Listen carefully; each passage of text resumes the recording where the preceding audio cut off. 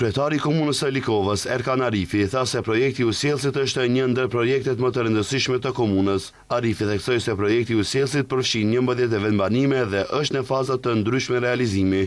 I ftuar në debat në Shenja, Arifi sqaroi se punimet janë në proces në disa fshatra, si Nikushtaku, Vishtica, Mateqe dhe Hotla, ndërsa në disa të tjera si Likova, Orizaria, Slupçani, Vakcinca dhe Lojani, projekti tashmë është përfunduar. Arifi tha se për fshatrat Opaj dhe Ropalc janë siguruar 930.000 euro nga qeverisja e kaluar, por deri më tani mjetet nuk janë procesuar nga Ministria Përkatëse. Kryetari i komunës bëri të ditur se në zonat ku ujësjellësi është funksional, familjet e kyçura tashmë furnizohen me ujë, megjithatë ka mungesë interesi nga disa banor. Se kemi edhe disa probleme në disa fshatra, ku banorët nuk dorëzojnë kërkesa për kyçje.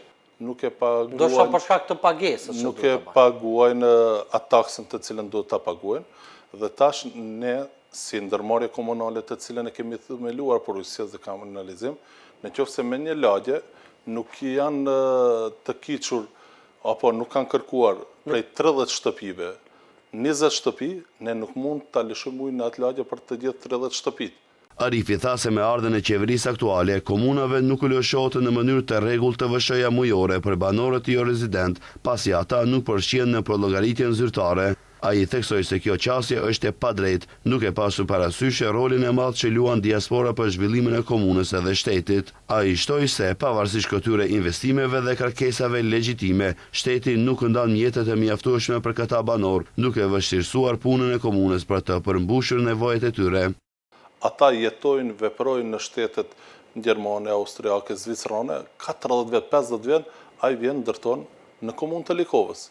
Po. Edhe ai i cili ndërton, ne e bëjmë obligues tatimor për komunën e Likovës.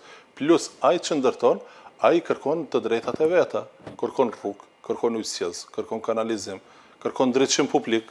Po. Të gjitha të drejtat, ndërsa shteti nuk më lëshon mua si kryetar komunës si komunë mjete për ata banor. Dhe është e padrejtë.